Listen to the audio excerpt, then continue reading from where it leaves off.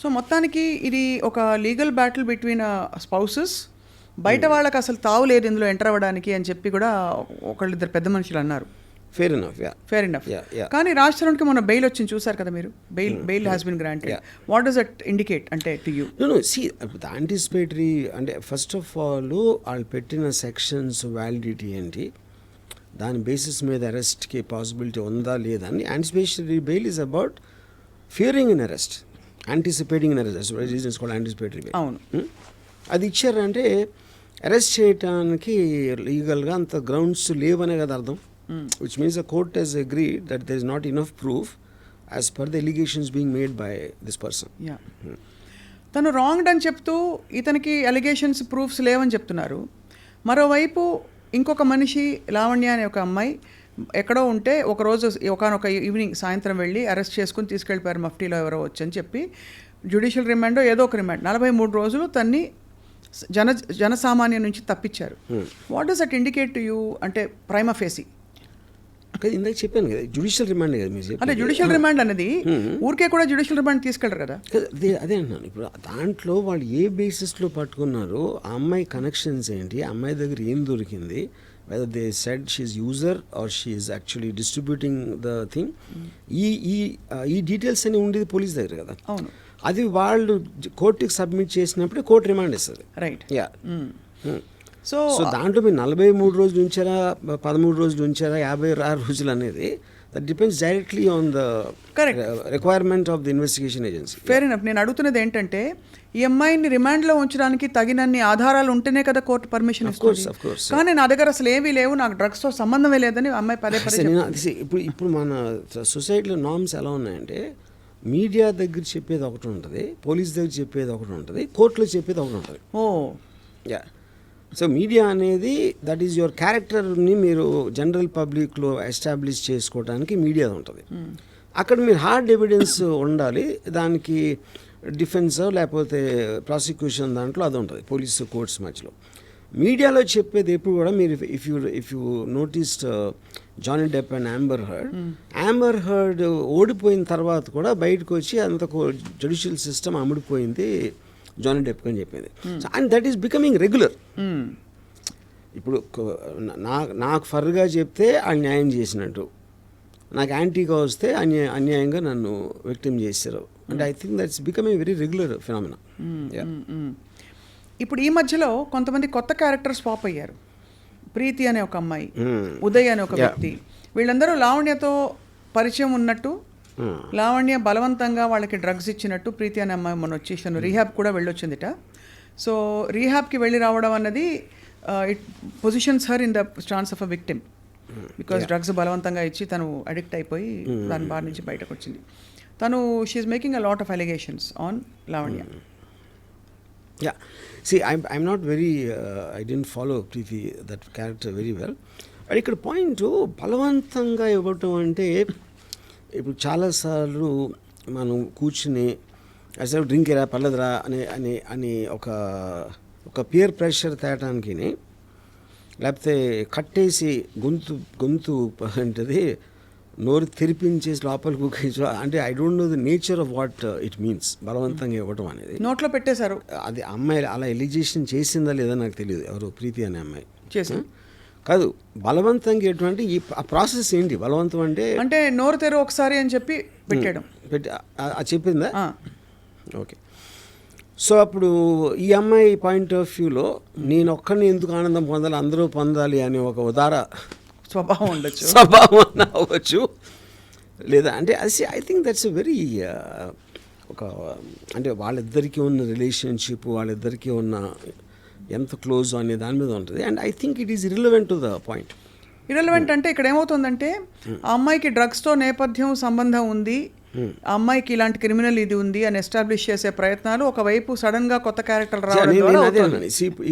ఇప్పుడు ఈ బేసిస్లో మీడియాలో చెప్పడానికి ప్రీతి యాక్చువల్గా పోలీస్ కంప్లైంట్ ఇవ్వడానికి ఉంది కదా, మాతో బలవంతంగా డ్రగ్స్ కన్జ్యూమ్ చేయించింది అనే పోలీస్ కంప్లైంట్ అయితే నాకు తెలిసి పెట్టలేదు.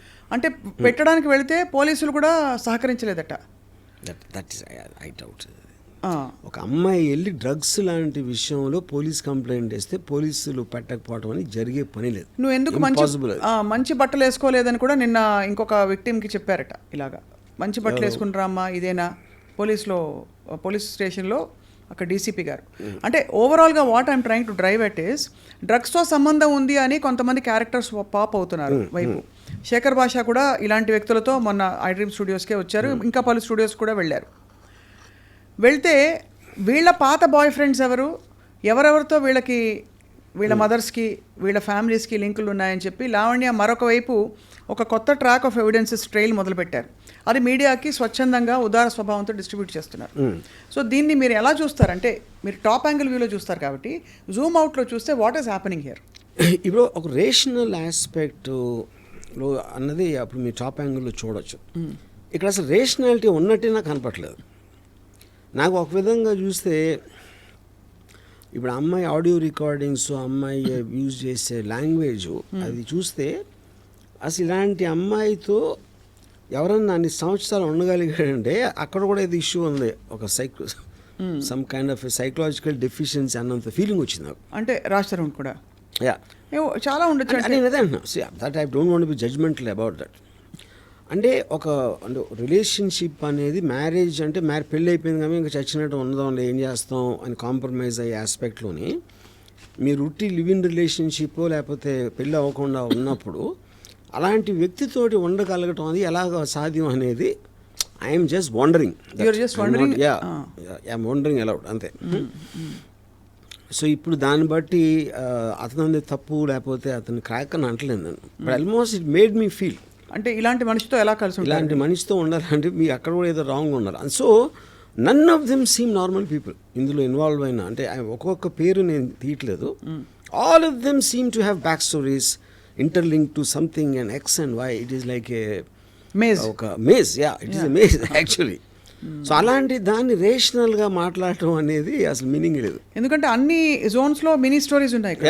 అసలు ప్రీతికి అమ్మాయికి ఎప్పుడుని మధ్యలో లావణ్య అనే మనిషి మస్తాన్ సాయ్ అనే వ్యక్తిపై రేప్ కేసు కూడా పెట్టింది. కరెక్ట్. సో అంటే ఒకటే మనకి హెడ్లైన్స్ చూసుకుంటే ఆవిడ పరిస్థితిలో డిఫెన్సో మరి ఏమిటో ఈవిడ చాలామంది డేటా ఆవిడ దగ్గర ఉంటుంది ఫోటోగ్రాఫ్స్తో పాటు. చివరికి అరెస్ట్ చేయబోయే పోలీసులది కూడా అదే అడిగాం, how did you manage to click a photograph of the guy trying to arrest you? నేను ఇలా పెట్టుకున్నాను వాళ్ళకి తెలియదని చెప్పి. సో ఆబ్వియస్లీ అది ఒక షార్ప్ రేసీ. నేను అదే చెప్తున్నాను, that is what is indicating that she's got a criminal mind అంటున్నాను. That is what. ఎందుకంటే మామూలు ప్రజలు అలా తట్టను కూడా తట్టదు. They will just get surprise that ఎవరినో వచ్చారని.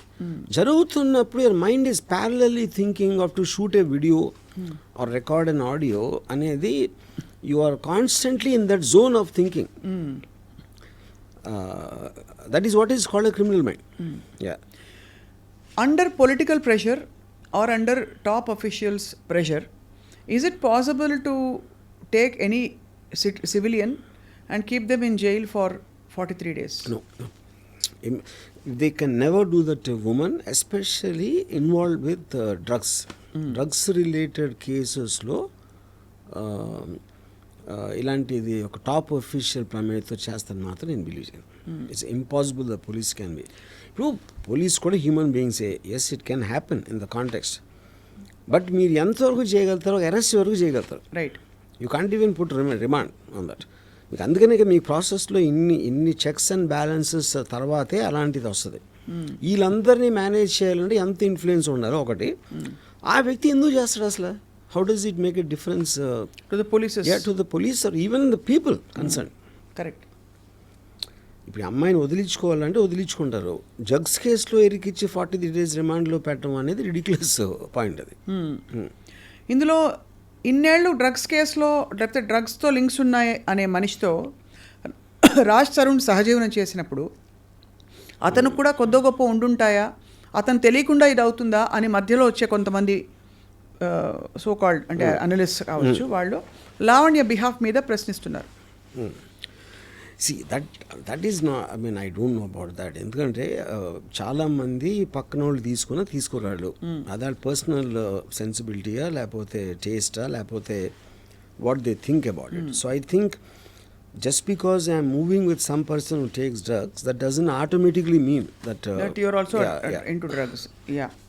సో ఈ అంటే ఎంతవరకు వెళ్ళిపోయిందంటే ఆర్జీవి గారు, చెప్పులు చూపించుకోవడం డిబేట్ రూమ్ లైవ్స్లో, మనుషుల్ని పెట్టి బయట కొట్టించడం, ఒకళ్ళ మీద ఒకళ్ళ. నేను అదే అన్నాను, all that for me indicates a criminal mind. ఇప్పుడు ఇంత మీడియాలో ఎంత హాట్గా ఉండే టోటల్ ఛానల్స్ 24/7 దాన్ని వాయించేస్తున్న టైంలో, ఓకే కోపం కంట్రోల్ చేసుకోలేక మీరు ఎవరినో కొట్టారా తిట్టారా అంతవరకు ఐ కెన్ అండర్స్టాండ్. ఎవరో మనుషుల్ని తీసుకెళ్ళి కొట్టడం అంటే అది ఇట్స్ ఏ గ్యాంగ్స్ చేస్తాయి అలాంటి పనులు, రౌడీ షీటర్ చేస్తారు ఆ kind of things. You know rowdy sheeter అలాంటిది ఒక అమ్మాయికి ఎలాగ సాధ్యం అవుతుంది? ఆబ్వియస్లీ ఆ అమ్మాయికి ఉన్న కంపెనీ అలాంటిది, విచ్ ఈస్ వాట్ ఈవెన్ రాస్తారు సేయింగ్. ఆ అమ్మాయికి ఉన్న చుట్టూ ఉన్న కంపెనీ ఈజ్ యాక్చువల్లీ వాట్ నేను అక్కడి నుంచి వెళ్ళిపోయింది దానికి. అలాంటి కంపెనీ ఉందని క్లియర్గా అర్థమవుతుంది కదా. సో మామూలు మీరు పొద్దున ఎవరైనా గొడవ వస్తే మీరు రౌడీలు వస్తారా మీతో కొట్టడానికి? మీకు ఎక్కడ తెలుస్తుంది మీకు రౌడీలు పట్టుకోవడానికి అసలు? మీ సినిమాలో రౌడీలు అప్పిస్తారని మీకు ఫోన్ చేస్తారు.